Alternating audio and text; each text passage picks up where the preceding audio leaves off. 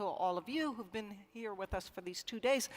Let me extend a special welcome to the many others who are just joining us. First, because we are live streaming this session, and we have an audience tuning in from around the world. And second, because we have invited some special guests to join us just to share this treat of hearing from Teresa Amabile. Last night at the gala, we heard a lot about this very special relationship that the Drucker Forum has had with Charles and Liz Handy, and now their family. And this lectureship is part of that relationship. We named it for Charles and Liz, and this is the third installment of it. And it's the most special honor we give to thinkers whose body of work we believe has had the most positive impact on the practice of management and is most deeply human-centered in the spirit of Charles's work and also, of course, Peter Drucker's work. So between so many viewers collectively and so short time, we're not going to be doing a Q&A period, and instead we're going to do something better, which is invite everyone to join the ongoing community of this conversation on the LinkedIn page of the Drucker Forum. Post your questions and your comments there. And for that matter, this session will also be posted on YouTube, if that's your preferred platform to interact on. And just let's keep this conversation going. I think you're going to find it a very generative conversation. Some of you may be starting to think about retirement now. All of you will eventually, so this could be a long conversation indeed. Teresa Amabile is famous for her deep and rigorous inquiries into the mysteries of creativity in work environments. And creativity is not only her subject, but her own strength as a researcher. And she has pioneered new methods. I think many of you are already familiar with the work of hers that went into her book, The Progress Principle, which was based on diary studies of creative workers in environments that depended on the quality of that creative work. Indeed, her renown as a researcher led to her leading research at the Harvard Business School, where she's spent her long career as a professor. So in this session, you're going to hear about the discoveries that she and her colleagues made most recently as she turned her attention to the topic of retirement and how people, and especially knowledge workers, whose work may be more central to their identity and is more possible for them to continue late into life. So also in an era when retirement represents a long phase of life in a way that it didn't in previous eras. How those people, how successful retirees, we might say, are managing the transition in a way that works for them. So Teresa, where are you? Okay, we're queuing up the deck. Might be a good moment, if you've got your devices open and with you, to just jump right onto LinkedIn. It's, again, the Drucker Forum LinkedIn, so you're just going to look for that. Find the homepage, and we'll start the conversation.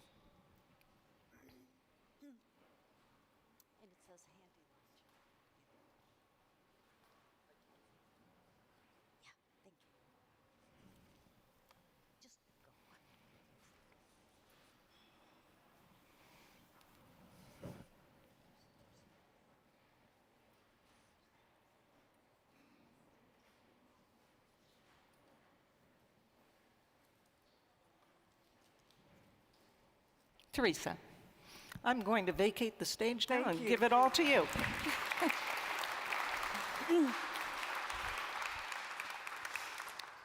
Julia, thank you so much for that wonderful introduction. I'm really delighted to be here. I was informed 3 minutes ago that my slides have not been preloaded onto the computer. So I believe in being prepared. I have a USB drive that I carry with me everywhere that has my presentation on it whenever I go, so it's now being loaded on the computer. And if someone would just raise their hand to let me know when you see something that looks like my presentation up there. Thank you, thank you.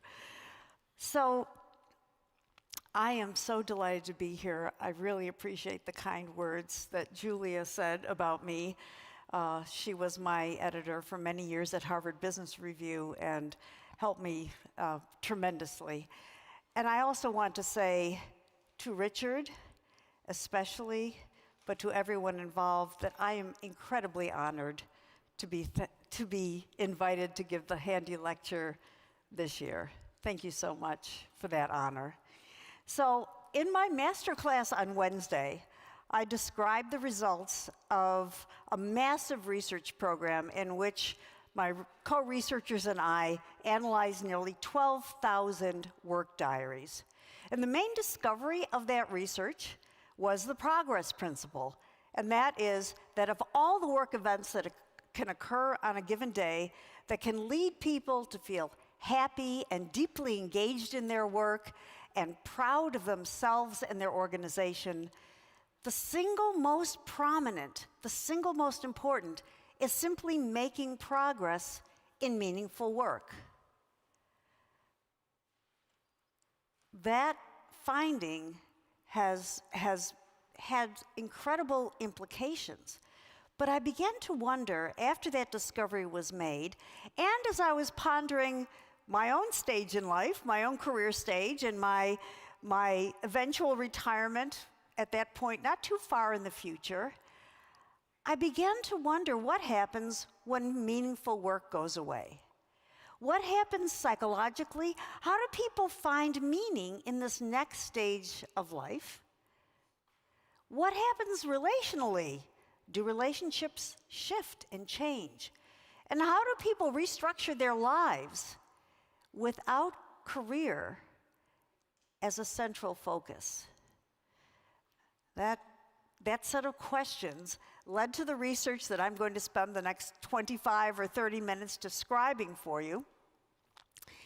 And I want to give credit to I would appreciate it if the presentation could appear not only up here, but down here. I still see those beautiful pictures of Julia and me, and I just want to make sure I know where we are in the presentation. Thank you very much. So let me introduce my co-authors to you. On the far left, that's Marcy Crary of Bentley University. Next to her is me. In the middle is Lottie Balin, a native of Vienna who spent her early childhood here. She is retired from the MIT Sloan School of Business. And next to her are Kathy Cram and Tim Hall, both from the Boston University Questrom School of Business. I'm going to start by saying a single word, and I want you to remember the first thing that pops into your head when you hear this word, okay? Retirement. We asked that question of all 120 people that we interviewed in our study, in the study that took us 10 years to do. I'm going to show you a word cloud of the things that popped into the heads of the older professionals in our study, age 55 plus, who were still working at the time that we interviewed them. The larger the word, the more people said it, or a close synonym, okay?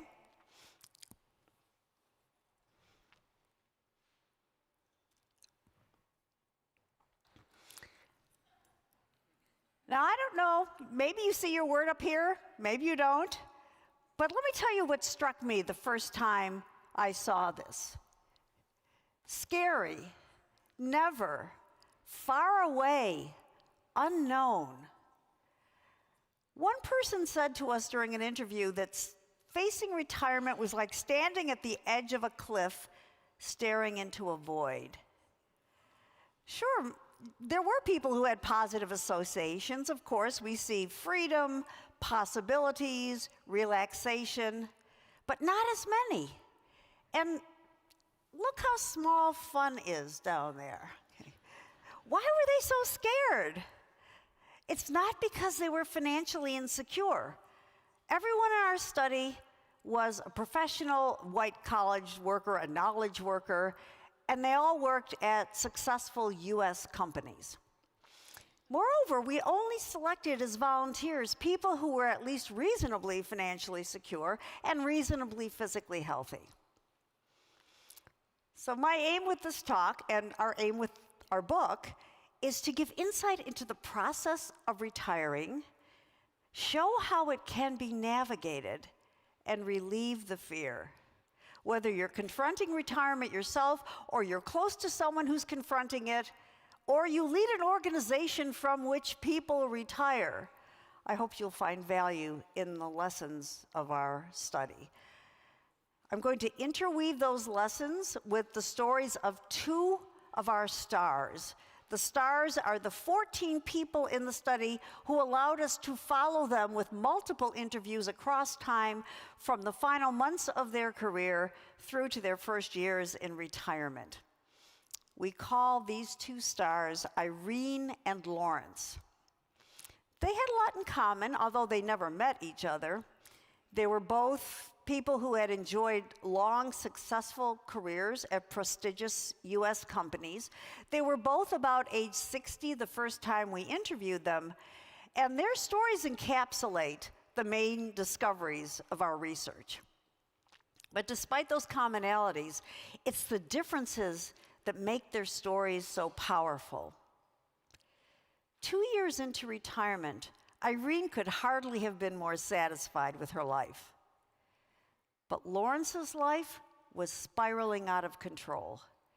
He was facing severe alcoholism and the prospect of never seeing his grandchildren again. Lawrence's story is an extreme one, but it does highlight the risks and the potentially traumatic consequences of approaching retirement without a clear sense of who you are and what day-to-day retirement life might be like for you. I know that I'm probably not relieving your fears just yet, but bear with me. I hope to do that, really.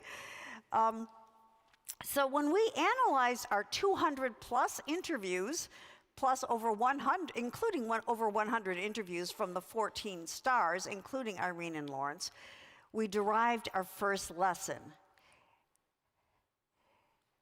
It takes work to stop working.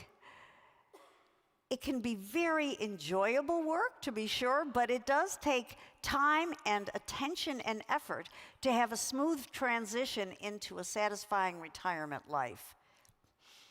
There are 4 tasks that you need to undertake in order to move from a relatively stable pre-retirement life, where work is a central focus, through to a satisfying retirement life. The first task is deciding when and how to retire. The second is detaching from work. The third is building a provisional retirement life by experimenting and exploring. And the fourth is consolidating a more or less stable retirement life from those provisional elements. The tasks don't necessarily happen in this sequence. This is just the most common sequence, but they don't necessarily happen this way. And we found that many people would continue working on one task even after they were well along in or had finished a subsequent task. But everyone in the US who retires does need to confront these 4 tasks, engage in these 4 tasks, and confront their challenges, as well as enjoy their rewards.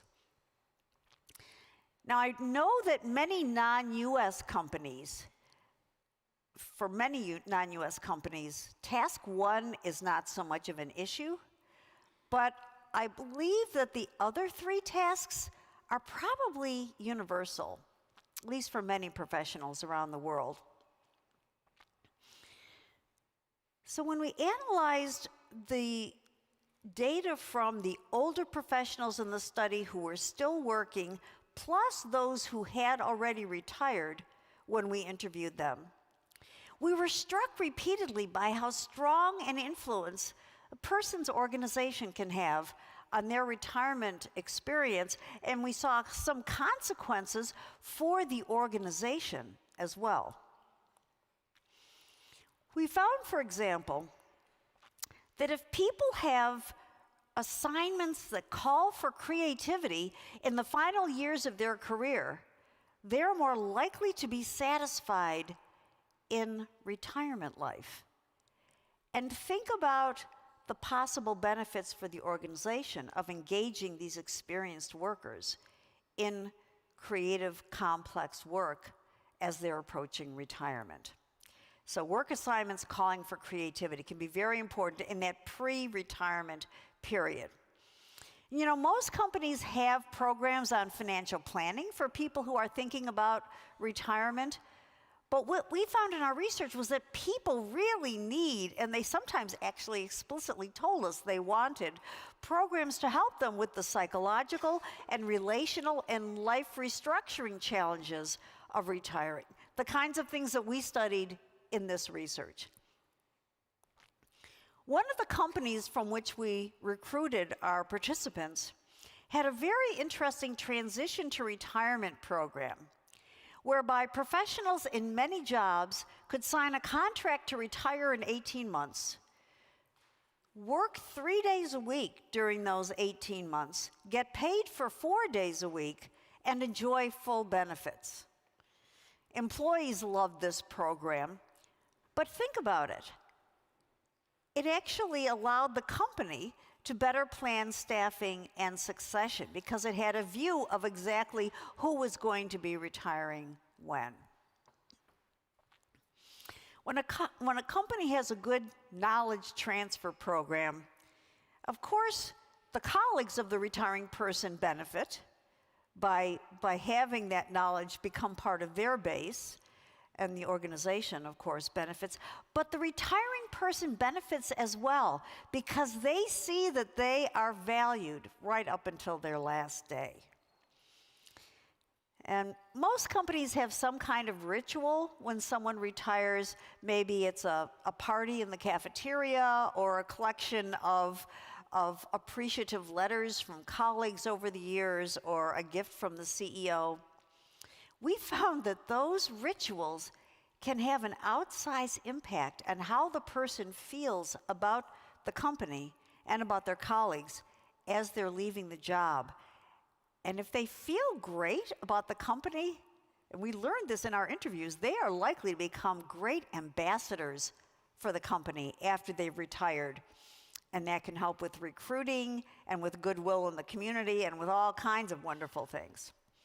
So if you don't have any retirement rituals, start them, and if you do, keep them. We saw a number of interesting programs for retirees in the companies where we recruited people. We saw, for example, social media groups that were set up for retirees to connect with each other, a newsletter, a company newsletter specifically for retirees, occasional parties sponsored by the company, some part-time contract work opportunities for at least some professionals, and you know, simply calling them alumni rather than retirees replaces a negative stereotype with a positive one. So let's take a look at how Irene's organization figured into her life in the years before she retired. I'm going to show you a map that Irene drew at our request to depict her pre-retirement life structure.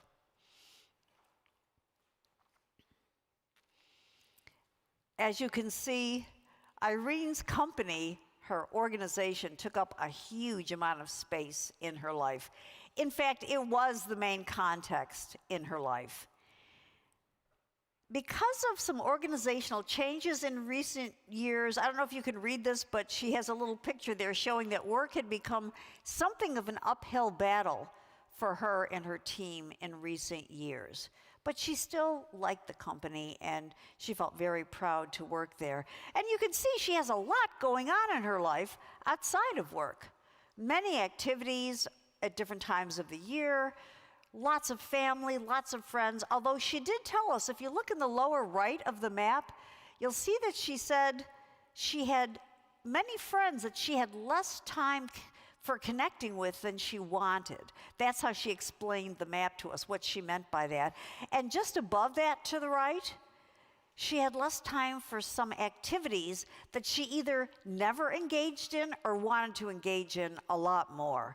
She felt that she had less time and she was really craving for those things. And here's Lawrence's pre-retirement life structure. Simpler picture. Irene was something of an artist. You saw that she had art in there as a desirable activity for herself. She was something of an artist. For Lawrence, too, family was very important. But interestingly for him, work had become much less central in his life the previous few years, much less central than it had been earlier in his career.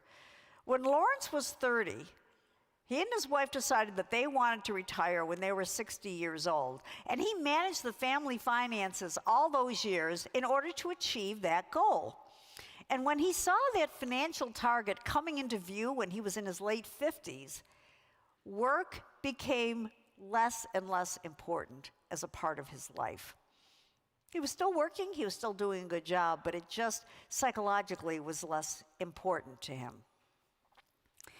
Interestingly, Irene had her greatest difficulty with the very first task of retiring, deciding when and how to retire. So even though she had all these other things she wanted to do, and even though work was beginning to feel like much more of an uphill battle than she would have wanted it to be in her organization, she couldn't make the decision to retire even though she wanted to. For 4 years, she would make the decision to retire. Okay, I'm retiring this summer, and then she would unmake it after a few weeks. No, I'll work for another year, and then I'll retire summer of next year. And she kept pushing it off and pushing her off, and she was finally getting frustrated with herself because there were all these other things she wanted to do, and work was really kind of wearing her out. She asked herself what was going on, and she inquired of herself, well, why don't you just retire? And in one of her interviews, pre-retirement, she said she thought she had found at least part of the answer, one reason. People do respect you while you're still working, and after, maybe not so much. For Irene, it was a matter of identity. She said that she really loved being seen as and seeing herself as a successful career woman and working mother. And that was hard for her to give up. We found that identity issues loom very large with many people as they're retiring, especially professionals who had a lot of their identity wrapped up in their work. That's certainly true in these early phases of the retirement transition. Certainly the second phase, detaching from work tangibly and psychologically. And for many professionals, that psychological detachment is much more difficult. And we found 3 psychological stumbling blocks, particularly prominent at this phase. Identity loss, the fear of losing that professional identity that you've had probably for decades. The fear of losing the professional relationships that you've built up over your career. And the fear of losing that daily and weekly and annual rhythm and routine that work affords to you. Now, we saw many creative ways in which people met these challenges, but it can be hard to envision those ways of meeting these challenges when you're standing on the edge of that retirement cliff. So how did Irene and Lawrence do with the second task? Well, given Lawrence's 30-year plan, we thought that he would have an easy time of it, and he did.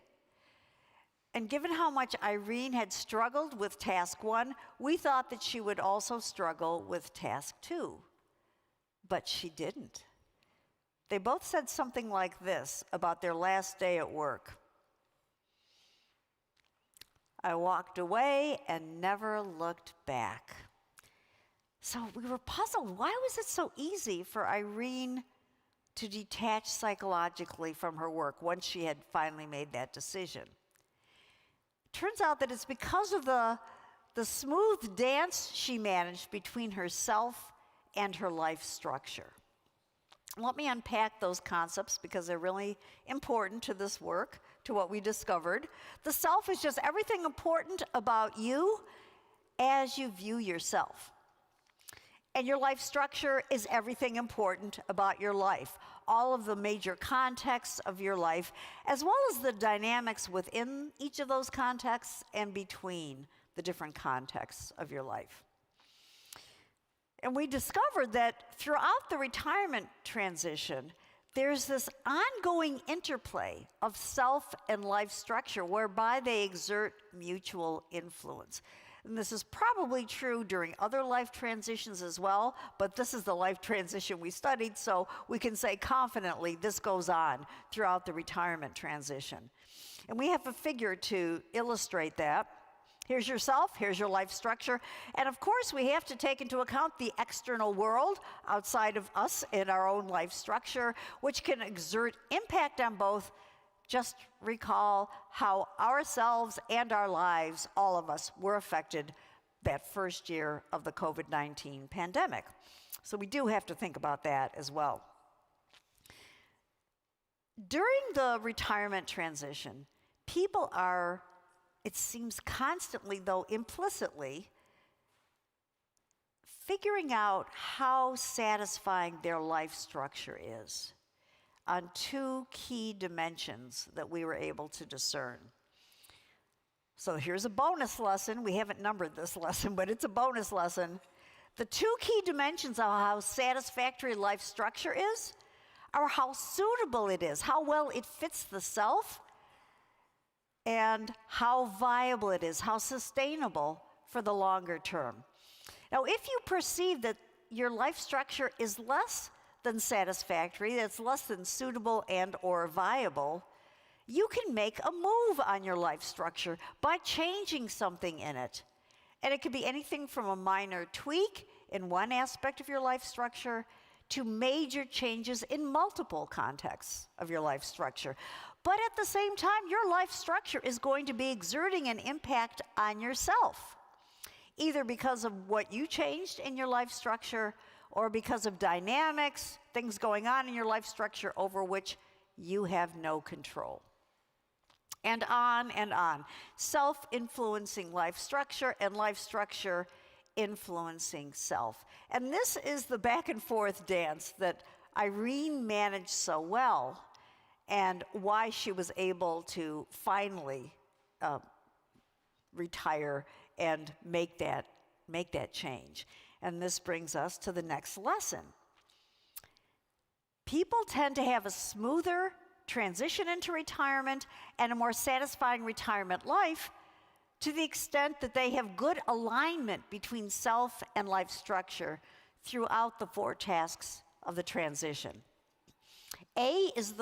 Alignment is the first of 4 A words that I'm going to be giving you as a mnemonic device to remember some of our lessons.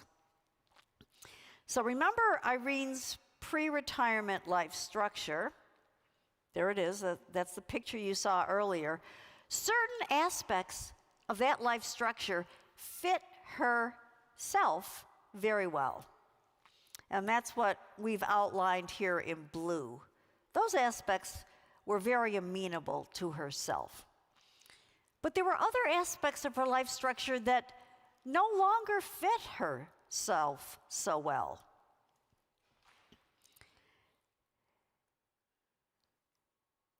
So after 4 years of indecision, Irene was finally able to see that this life structure just wasn't fitting her well anymore, wasn't viable for the longer term. And she made two big moves on her life structure. One was she eliminated company by retiring, and the other was she made a geographical move with her husband Daniel to their nearby vacation home on Cape Cod in Massachusetts, which they had always planned to renovate into their full-time retirement home. So they made those two shifts. The reason that Irene could do this was that she had developed a keen awareness of both herself and her life structure. And by that I mean she had been able to see clearly, finally, who she was at this point in her life, what her most important identities and values and needs and priorities really were, and she was able to see clearly what her life structure was and how it was impacting her and the extent to which it no longer had really fit her well. And that's the second lesson, awareness, or the next lesson is awareness, the second A word. Unfortunately, Lawrence lacked the kind of awareness of self and life structure that Irene had. He and his wife, and by the way, he later admitted to himself and to me that he lacked that awareness. He and his wife Cynthia decided that when they retired, immediately, they retired at the same time, immediately upon retirement, they would move 1,000 miles away to an unfamiliar city. It was Savannah, Georgia, where they knew no one except the three people they were related to who lived there: their younger son, his wife, and the toddler that Lawrence referred to as the center of our world. Unfortunately, even though they were basically planning to restructure their lives around this little family, it seems that they never had deep, honest conversations with them in advance about what the benefits and the pitfalls might be of living so close together and what day-to-day life might be like. Would Lawrence and Cynthia's expectations of having a lot more time with that little boy, how would they play out? What would that mean for the family dynamics, and so on? So the next lesson arises from another contrast between Irene and Lawrence. And by the way, Lawrence's lack of awareness, as you will see, not only in the pre-retirement period of himself and what his life structure was and what it might be in retirement, that lack of awareness really hurt, but after he moved, he lacked awareness of what his drinking was doing to himself and his life structure and his relationships. So the next lesson comes from another contrast between Irene and Lawrence. She exercised great agency in proactively changing her life structure. So agency is simply making changes in yourself or your life structure, or both, when you perceive that they're not sufficiently suitable or viable for the longer term. She was able to exercise agency, and she did exercise a great deal of agency in that third task, which is creating a provisional retirement life by experimenting and exploring with new activities and new relationships on Cape Cod, new things that she could find meaningful with, that she could find meaning in, that she could find a sense of purpose in, and that she could just plain enjoy, and that would allow her to develop new relationships to replace the previous work relationships that had been quite important to her. Lawrence's downfall was his failure to exercise agency in establishing a new life in Savannah. And when things were not working out quite as he had imagined, he failed to adapt. Adaptability is the final lesson from our research, the fourth A. So after he had settled in to their new home in Savannah,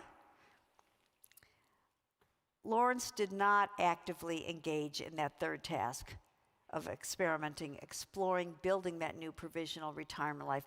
He had pre-retirement talked about doing many different things, including, for example, volunteering to help the homeless and teaching a project management course at a local college, which he had done during his career while he was working in that previous city.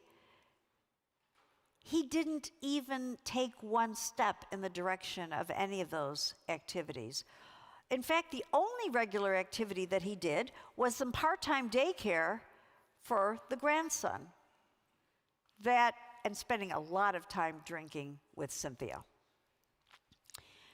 Unfortunately, about 6 months into his retirement, his son and daughter-in-law separated with great acrimony. They eventually divorced, and this severely restricted the access that Lawrence and Cynthia had to the little boy who had been the center of their world.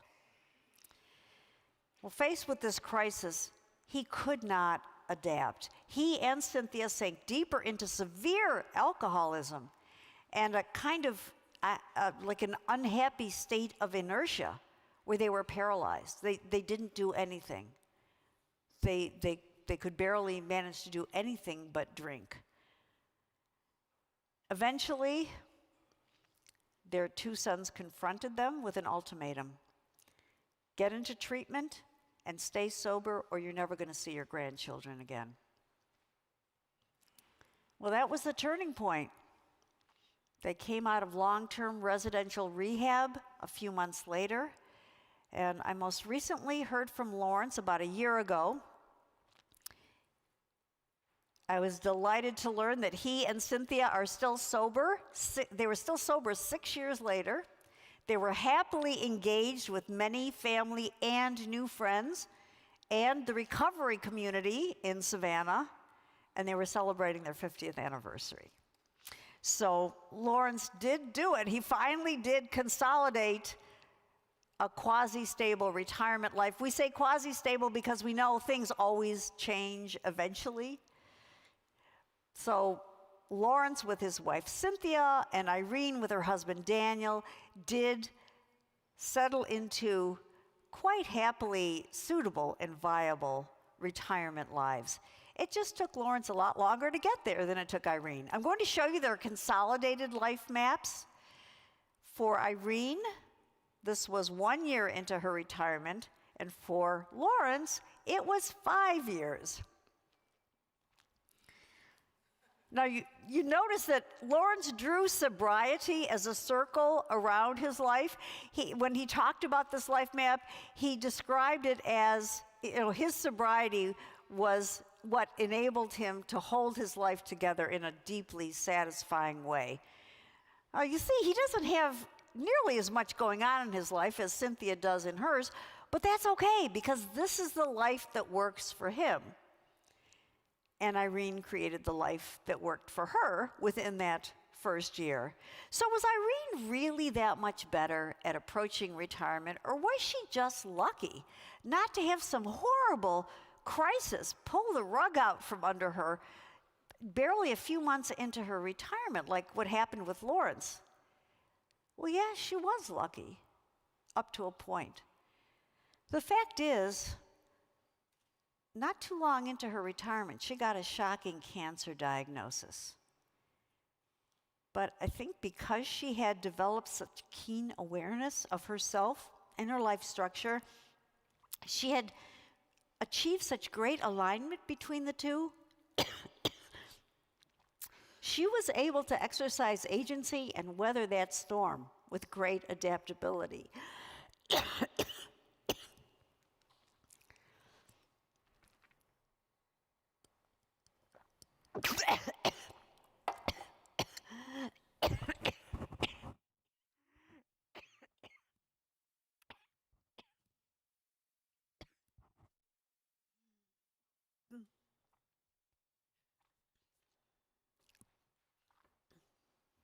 Will my voice squeak? Yes.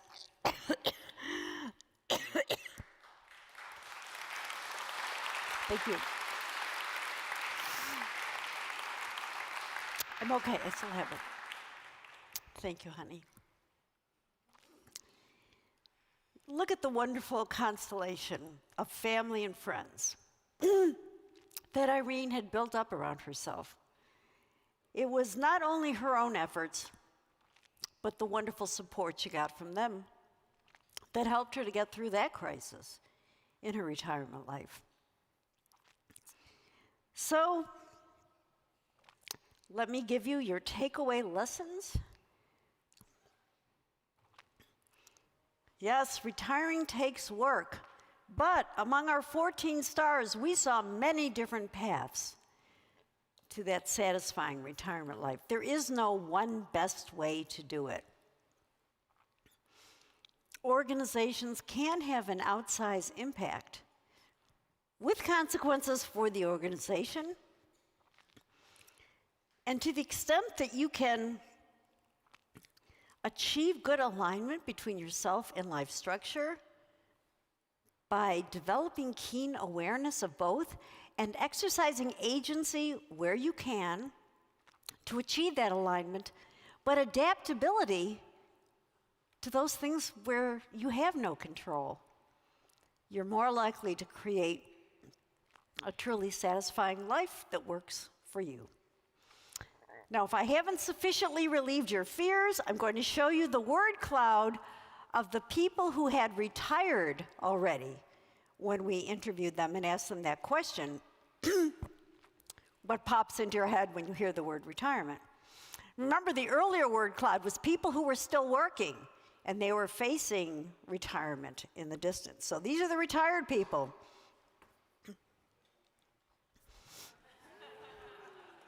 Look how big fun is.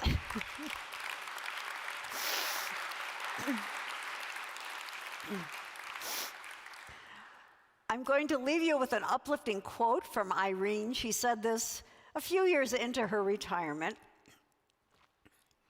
Sometimes I still wish I had done it earlier, sooner. Retirement is kind of wasted on the older, completely wasted. Having that time to just pursue what you want to pursue is really great. I'm just really enjoying my life. Even the humdrum stuff, it can be satisfying. That surprised me. So may you and your employees have truly happy retirement lives, at least as happy as Irene and Lawrence are in theirs. Thank you so much. Thank you. Thank you very much.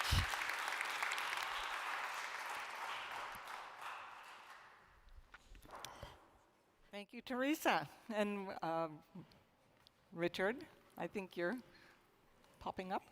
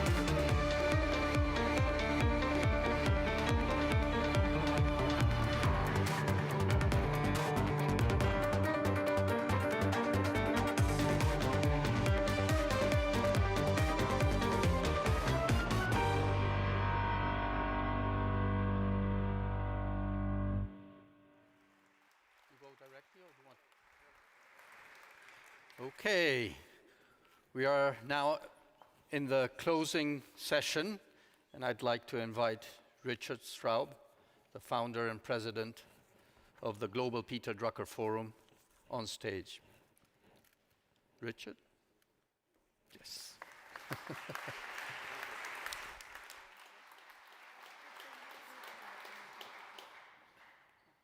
Ladies and gentlemen,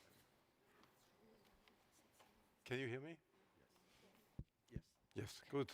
So, it's a great pleasure, with some sadness, always at the end of events, but it's an important moment. We had now 2 very intensive days. Some of you had even half a day before already spent with the Drucker Forum.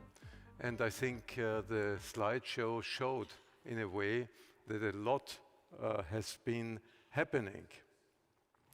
Now for the closing, and we apologize that we are a bit late, but it will be fine. I hope you have no plane to catch. But for the closing, we have a compact program with what I think a few very important items. You saw the actors of this program already, who will be on stage, and when I started, I would start with yet another slideshow of one of the persons who was named on this, announcement. So let's see another slideshow to intro the next point.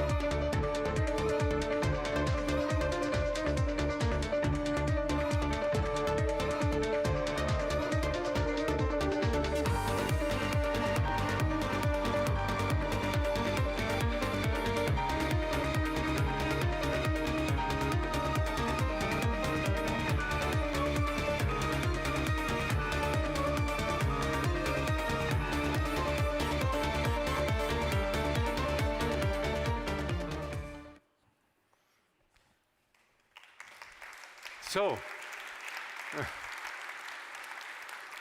this was a bit of history of the Global Peter Drucker Forum, because Rick Goings has been part of it for the last 12 years. And we are very grateful for this partnership and for this friendship and for this relationship. It wouldn't be possible in a few minutes to pay full tribute to Rick Goings, also in what he has done in his business career and in his non-retirement career, because he's one of the examples of people who have not taken any retirement. But let me just remind you, because I think he's known. Let me remind you of some of the important things he's known for. Rick Goings has been, as a businessman, has been the person who has made Tupperware brands a real global enterprise. And that was a huge change in a time where it was focused, it was an iconic brand in the US, but it became a global brand. And I think the only tragic for Tupperware was that at some point he retired from Tupperware, right? But he has made it great. And Rick Goings, in this, he's not just shown himself as a businessman, but as somebody who succeeded to combine business with really human-oriented, human-centric policies and strategies, because he gave purpose, in a way, to 3 million women around the world. That was outstanding and exceptional, and this was started before Mohamed Yunus started with the microcredits. So it was something really outstanding, and he will be remembered for it as a great businessman and a great humanist. As I said, Rick has never retired, and as the co-founder of the World Association or Federation of Youth Clubs, co-founded jointly with his wife Susan, who is here with us, this was one of the big initiatives, but he's active in the academic sector, he's active in the philanthropic sector, so you find him in many things, and this will continue. I know some things that are coming up which are very important in this field. So now, for me, it's the great pleasure to convey and confer the most important honor that we can confer as Drucker Society and Drucker Forum. And this is what you see on the slide, the honorary fellowship of the Global Peter Drucker Forum. He's in this small exclusive club with this, but may I ask Rick to come on stage now.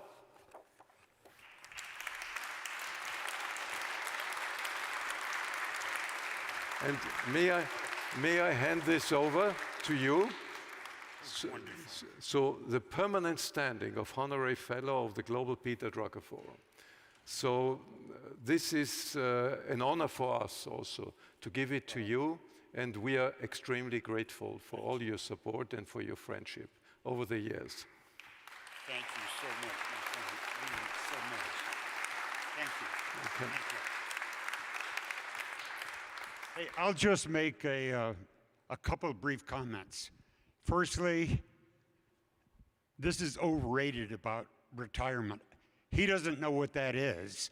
He started this after he left IBM, and it was a transition, but he was doing those things. And I'm recommending you very strongly, don't live your life sequentially, live it in tandem.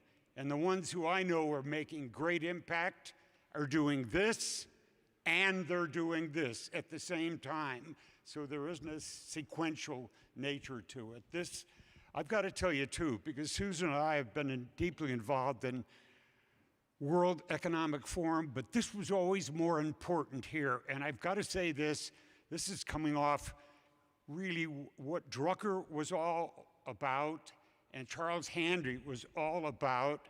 It was getting past the corporation and getting to people. And all of the words I heard this week and every one of the presentations, I kept hearing about AI. You did too. But what I loved that I also heard about the kind of people who attend here is I heard about dignity, compassionate leadership, and the focus on the individual. That we're going to get through this, and there'll be another side. And my colleague, Johan Roos, has got a wonderful book coming out about human magic. And I was writing a note to him about it, and I said, what matters about this, AI is not going to be a crutch, it's going to be a catalyst. And it's this kind of thinking and the way you've been and the tone you've set. I hope I can come here more often, but it matters greatly. Thank you. Thank you, Rick. Because, thank you. By the way, Rick is not going away from the Drucker Forum because we have a high-level scientific council, and the members, our honorary fellows, are sort of automatically, if they accept it, part of this high-level scientific council. So he stays with us. He stays connected with us. And I just wanted to show you, here you see the exclusive club, which he is now part of. Most recent one was Zhang Ruimin in September, where I was in China, and now you. So we are very proud of this group. Some are here. Amy, Tammy, and Rita. You are all here, right? You must be somewhere in the... Yes.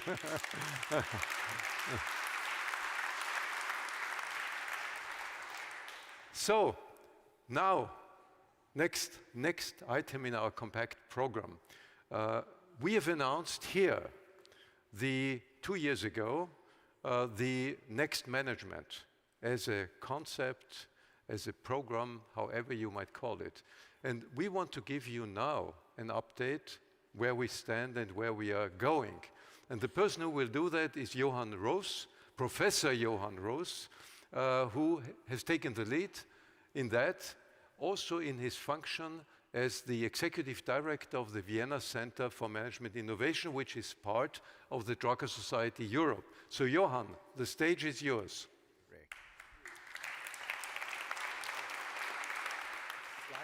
The slides will come up. Sorry? The slides will come up. Yeah. The principles.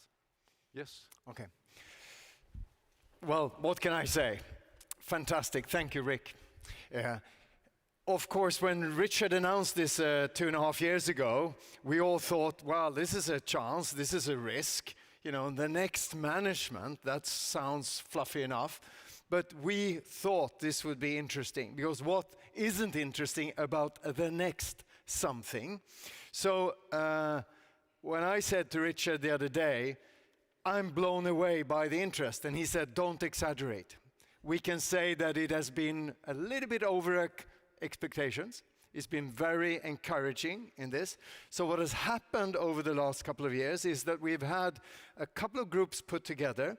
One is a group of not just these amazing fellows, but also, in a sense, we have not just honorary fellow, we have fellows and senior fellows as well. A group of fellows that are with us, who are contributing their thoughts, their passion, and their interest in thinking about emerging management practices, because that's what it's about.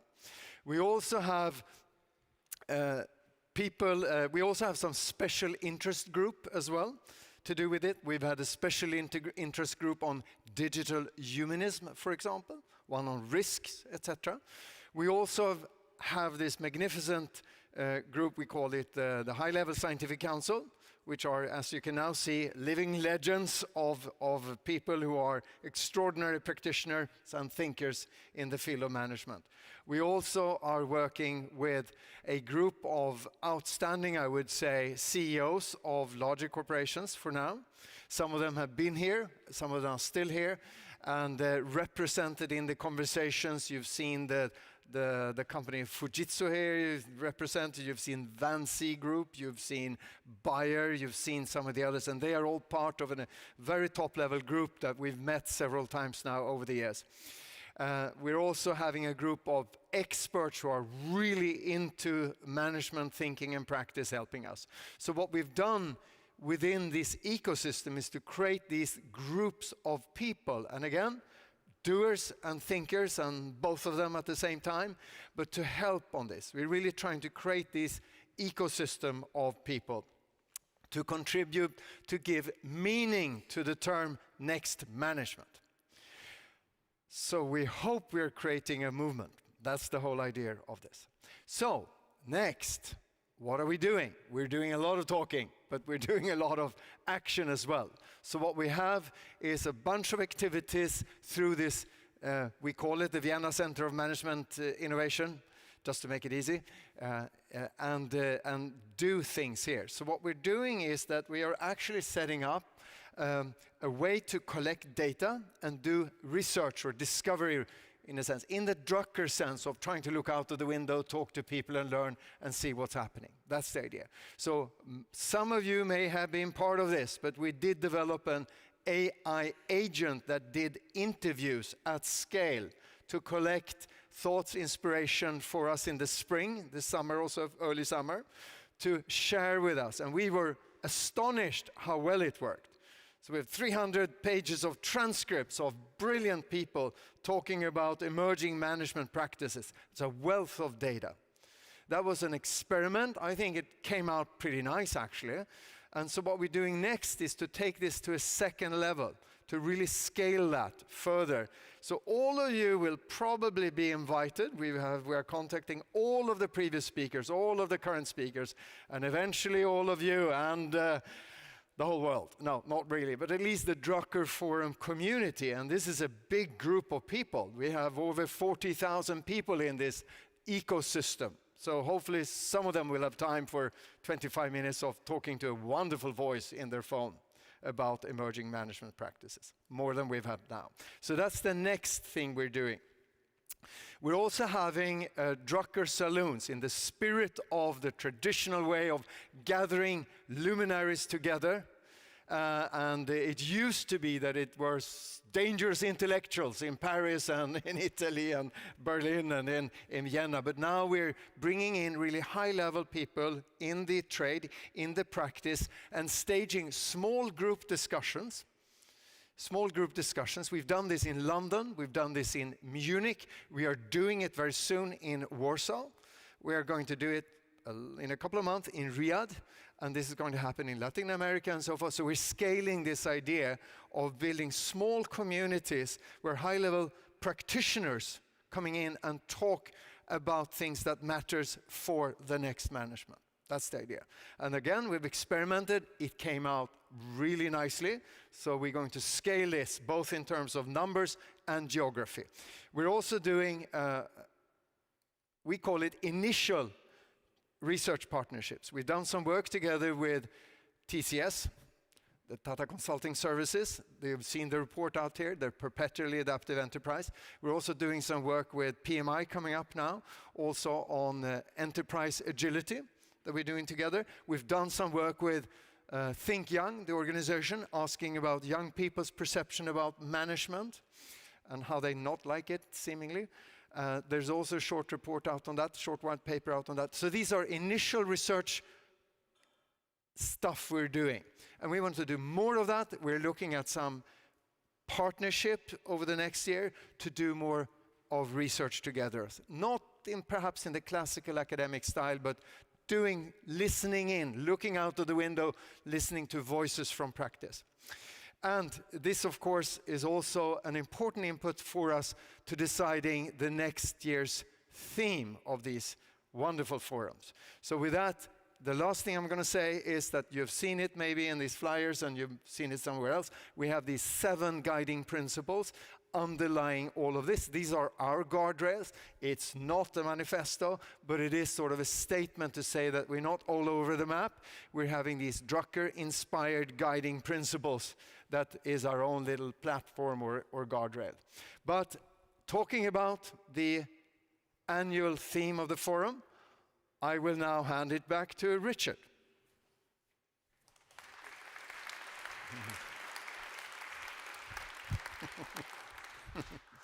So, thank you very much, Johan. It's really energizing also for the Drucker Forum that we are not just an annual conference, but we have a bigger framework in which we work, and we believe we have also a mission to have a bigger contribution to make, and we are all very hopeful that this initiative, program, movement will get us there. Now, this is always the moment where we announce the next topic, the next theme for the Global Peter Drucker Forum for next year. So let's take a look what it is. Let it sink in. Next gen innovation when everything depends on ingenuity.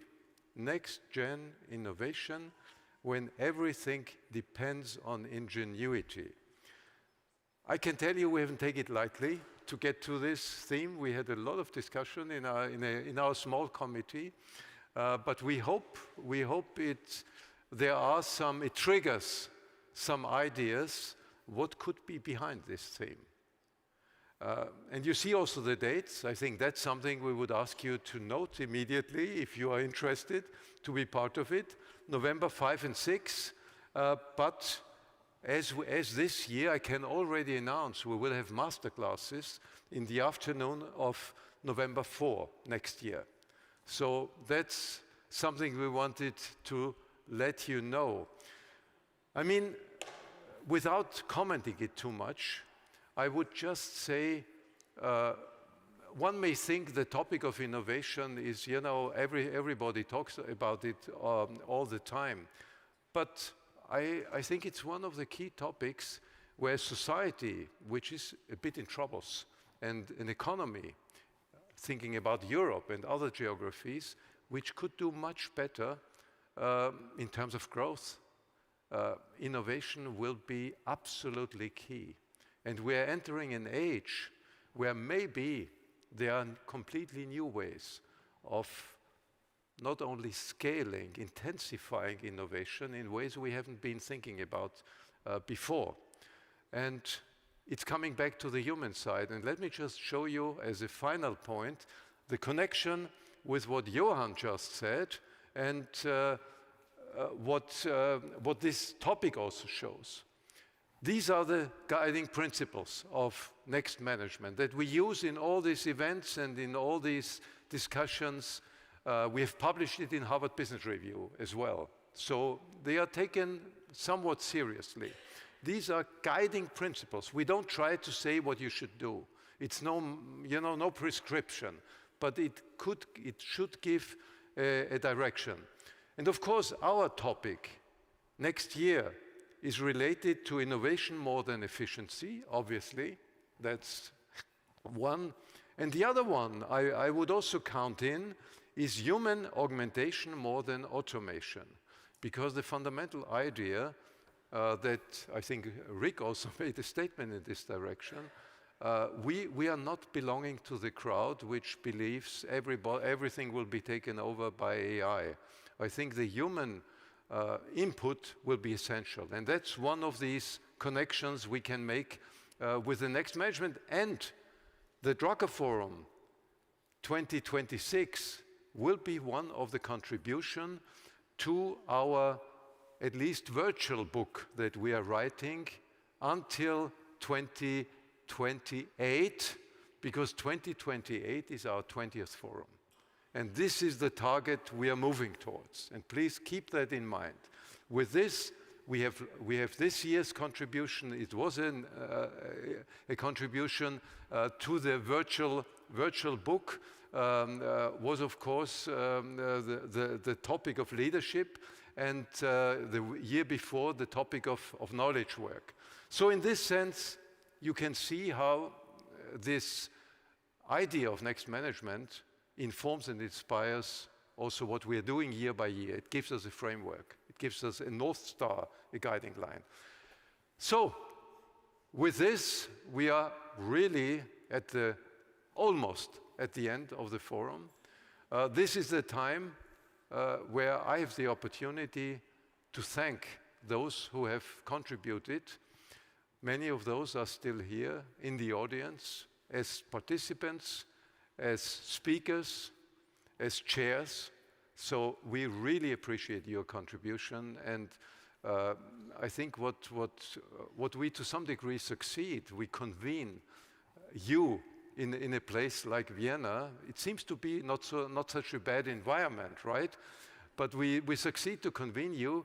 But I'm always coming back to this old quote of Charles Handy, who said to a sort of special party, right? A party with a purpose. That stays with us. So this is what we are trying to do. So thank you. But I thank all others who have contributed, the technical support, and above all, the Drucker Forum team. Margot, where are you? Is Margot here?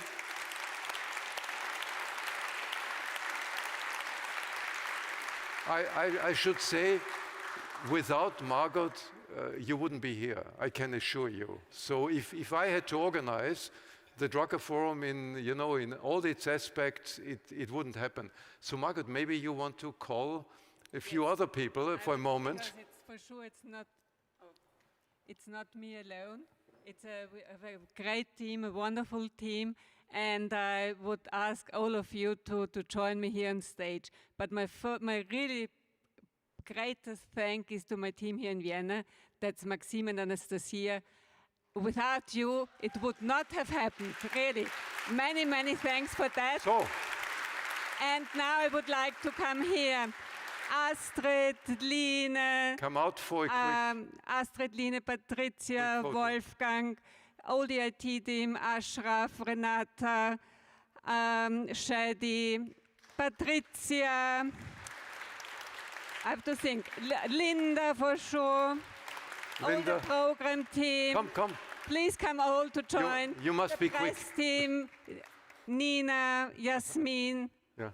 Julia, Ilse, all of you. And I hope that I haven't forgotten someone.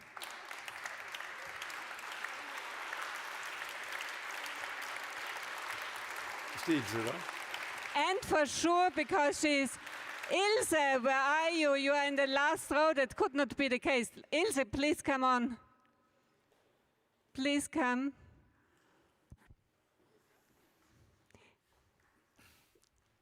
As you all know, Ilse is the heart of the Tracker Forum. Challenge, maybe. No, not only of the challenge, not only of the challenge. The heart and soul. Richard is the boss of the Tracker Forum and Ilse is the heart of the Tracker Forum. So for the photos and...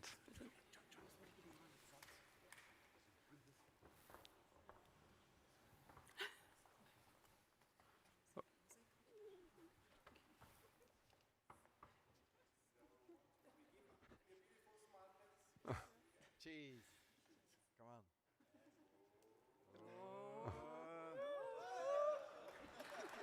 on. Okay, thank you. Thank you all. Thank you all. So, But we're now not done yet. The very, yeah. I'm not done We yet. need to give them the Because homework. the very last act, I mean, I would like to thank particularly our conference chair now for Thank you. quite a number of years, Eduardo Brown. He's really been loyal to us and came back. I think it's now, how many? 4 or 5. 4 or 5 times.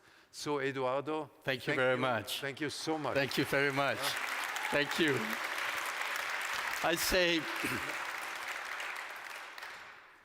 I'm not done until I give you homework as a conference chair. Have you ever tried to solve a puzzle with all the pieces but without the final picture? And I think we all feel a little bit like that. You have an idea, you recognize bits and pieces, but you can't make the sense out of the whole thing.